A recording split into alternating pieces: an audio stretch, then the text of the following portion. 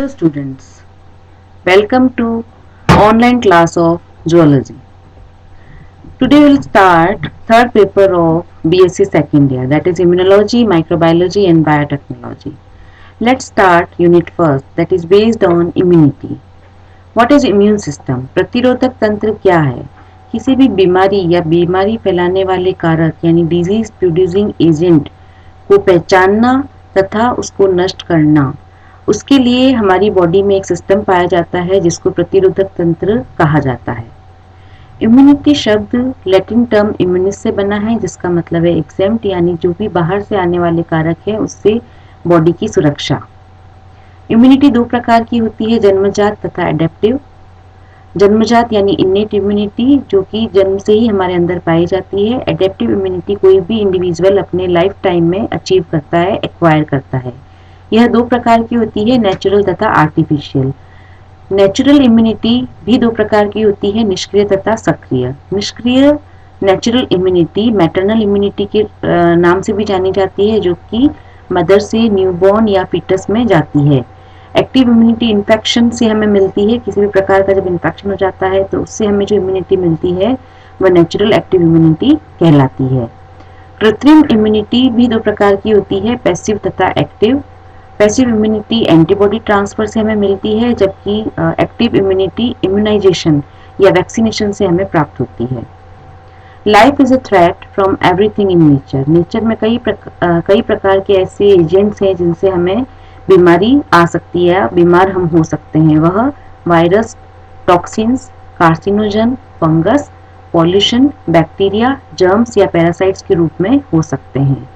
यह सभी जो डिजीज फैलाने वाले कारक है जब हमारी बॉडी में एंटर करते हैं, इन्वेड करते हैं, तो इनसे सुरक्षा के लिए हमारी बॉडी में immune cells, immune organs, immune system के रूप में पाए जाती हैं जो कि इन हानिकारक जो एजेंट्स हैं उनसे हमारी सुरक्षा करते हैं।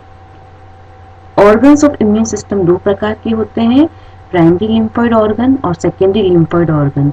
Primary lymphoid organ bone marrow और थाइमस के रूप में होते हैं जिनसे बी सेल्स और टी सेल्स बनती हैं। सेकेंडरी लिम्फोइड ऑर्गन स्प्लीन यानी प्लीहा, लिम्फ नोड, माल्ट और गाल्ट मुख्यतया होते हैं। इनेट इम्यून सिस्टम हमारी बॉडी का first line of defence system होता है, यानी सबसे पहले अगर कोई बीमारी फैलाने वाला कारक या डिजीज प्रोड्यूसिंग एजेंट जब हमारी बॉडी में प्रवेश करता है तो सबसे पहले यह तंत्र हमारी सुरक्षा करता है। इनेट इम्यून सिस्टम दो प्रकार से कार्य करता है, इसमें फिजिकल बैरियर और केमिकल बैरियर के रूप में। फिजिकल बैरियर के रूप में हमारी बॉडी में स्किन और म्यूकस मेम्ब्रेन्स होते हैं और केमिकल बैरियर के रूप में हमारी बॉडी में स्वेट, टीयर्स, सलाइवा, म्यूकस और स्टमक एसिड होते हैं जो कि विभिन्न प्रकार से कार्य करते हैं। सलाइवा, टीयर्स और म्यूकस इन सब में विभिन्न प्रकार के एंजाइम पाए जाते हैं जो कि बीमारी फैलाने वाले कारकों से हमारी सुरक्षा करते हैं। म्यूकस एक चिपचिपा सा पदार्थ होता है जिसमें जो भी बैक्टीरिया और वायरस होते हैं वह उस पर चिपक जाते हैं और जैसे ही हम छींकते और खांसते हैं तो वो हमारी बॉडी से दूर चले जाते हैं। बैक्टीरिया और वायरस जब भी हमारी बॉडी में प्रवेश करते हैं, इन्वेड करते हैं, तो सबसे पहले इनेट इम्यूनिटी कार्य करती है इनेट रिस्पॉन्स के रूप में। और इनेट रिस्पॉन्स दो प्रकार से होता है, या तो वह फिजिकल बैरियर के रूप में होता है या फिर वह केमिकल सिक्रीशंस या केमिकल बैरियर के रूप में होता है।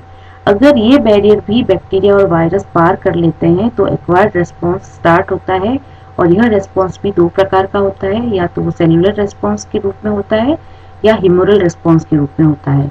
सेलुलर रिस्पॉन्स टी सेल्स के रूप में होता है और यह मुख्यतया वायरस के अगेंस्ट कार्य करता है। ह्यूमरल रिस्पॉन्स बी सेल्स के फॉर्म में होता है और यह प्लाज्मा सेल्स और एंटीबॉडीज बनती है इसमें और यह बैक्टीरिया के अगेंस्ट कार्य करता है। इन्फ्लेमेटरी रिस्पॉन्स हिस्टामिन के द्वारा किया जाता है जो कि मास्ट सेल्स के द्वारा सीक्रेट होता है। हिस्टामिन पर्टिकुलर जो जहाँ पर बैक्टीरिया और वायरस एंटर कर जाते हैं उस एरिया पर एलर्जिक रिएक्शंस प्रोड्यूस कर देते हैं, वहाँ पर रेडनेस, हीट और स्वेलिंग हो जाती है और इस प्रकार से यह उसको बैक्टीरिया और वायरस को अंदर तक, जो अंदर इंटरनल ऑर्गन है वहाँ तक इसको ये पहुँचने नहीं देते। इम्यून सिस्टम के घटक की अगर हम बात करें तो लिम्फोसाइट्स, फेगोसाइट्स, ग्रेनुलोसाइट्स के रूप में होते हैं। लिम्फोसाइट्स दो प्रकार के होते हैं, बी सेल्स और टी सेल्स, जिनसे एंटीबॉडीज साइटोकाइंस बनते हैं। फेगोसाइट्स यानी भक्षण कोशिकाएं मोनोन्यूक्लियर फेगोसाइट्स यानी मोनोसाइट्स न्यूट्रोफिल और इओसिनोफिल के रूप में होती हैं, जबकि जो ग्रेन्युलोसाइट्स होती हैं वह विभिन्न प्रकार के सिक्रीशंस यानी स्त्रवण करती है। बेसोफिल और मास्ट कोशिकाएं जो कि मुख्यतया हिस्टामिन को रिलीज करती है, और हिस्टामिन इन्फ्लेमेटरी रेस्पॉन्स को मीडिएट करता है। इन्नेट इम्यूनिटी में जब कोई भी पैथोजेनिक इन्वेजन यानी रोग फैलाने वाला कारक बैक्टीरिया और वायरस के रूप में जब प्रवेश करता है तो फर्स्ट लाइन ऑफ डिफेंस के रूप में ये कार्य करती है। और अगर इस फर्स्ट लाइन ऑफ डिफेंस को भी बैक्टीरिया वायरस पार कर जाते हैं तो हमारी बॉडी में सेकेंड लाइन ऑफ डिफेंस होता है, जो कि एक्वायर्ड या एडेप्टिव इम्यूनिटी के रूप में होता है। इन्नेट इम्यूनिटी इस प्रकार से हमारी बॉडी का फ्रंट लाइन ऑफ डिफेंस है, जो कि स्पेसिफिक नहीं है, विशेष नहीं है किसी भी प्रकार के बैक्टीरिया और वायरस के लिए, और इसमें किसी भी प्रकार की इम्यूनोलॉजिक मेमोरी नहीं है। अगर हम कंपैरिजन करें इन्नेट और एडेप्टिव इम्यूनिटी का, तो इन्नेट इम्यूनिटी तुरंत कार्य करती है, जबकि एडेप्टिव इम्यूनिटी में कुछ समय लगता है।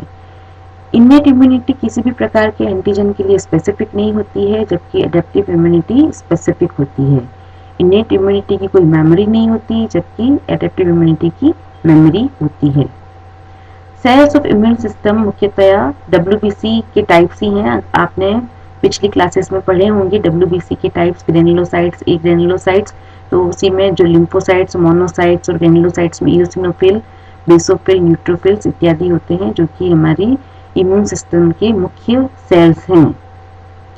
अगर हम आइडेंटिफाई करते हैं विभिन्न प्रकार के सेल्स को, तो वह CD नोमेनक्लेचर कहलाता है, यानी क्लस्टर ऑफ डिफरेंशिएशन। किस तरह से डिफरेंट प्रकार के जो सेल्स होते हैं वो डिफरेंट प्रकार से कार्य करते हैं, तो उसी के अकॉर्डिंग उनके नाम रखे गए हैं, और ये क्या कहलाते हैं, CD मार्कर कहलाते हैं।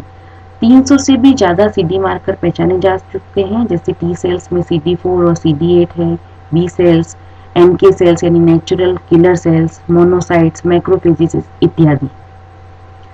एनाटॉमिकल बैरियर या मैकेनिकल फैक्टर्स स्किन और म्यूकस मेम्ब्रेन के रूप में है, और एनाटॉमिकल बैरियर केमिकल फैक्टर्स जो है वो स्किन और म्यूकस मेम्ब्रेन के रूप में स्वेट के रूप में है, और जो बायोलॉजिकल फैक्टर्स है वह म्यूकस मेम्ब्रेन में म्यूकस जो होती है वह बायोलॉजिकल फैक्टर्स के रूप में होती है। इस प्रकार से ये जो पूरा टॉपिक आज हमने पढ़ा उसमें हमने देखा कि इन्नेट इम्यूनिटी में इन्फेक्शन से बचने के लिए 4 बैरियर्स पाए जाते हैं। ये होते हैं एनाटॉमिक, जो कि स्किन और म्यूकस मेम्ब्रेन के रूप में होते हैं, फिजियोलॉजिक, जितने भी सिक्रीशंस हैं बॉडी के, सलाइवा, स्वेट, जो म्यूकस है, और स्टमक में जो एसिड सिक्रीशंस है वो सब फिजियोलॉजिक बैरियर्स हैं। फेगोसाइटिक यानी भक्षण करने वाले, जैसे मोनोसाइट है और ये लिम्फोसाइट है, ये सब क्या है, फेगोसाइटिक नेचर के होते हैं। इन्फ्लेमेटरी, जो कि मास्ट सेल जो होती है हिस्टामिन रिलीज करती है पर्टिकुलर एरिया पर, वह रेडनेस और स्वेलिंग प्रोड्यूस कर देती है, जिससे हानिकारक जो पैथोजन है वो बॉडी के अंदर तक एंटर नहीं हो पाते। इस प्रकार से ये इन्नेट इम्यूनिटी कार्य करती है। आज हमने पढ़ा इन्नेट इम्यूनिटी के बारे में। नेक्स्ट क्लास में हम एडेप्टिव इम्यूनिटी के बारे में पढ़ेंगे। Thank you very much.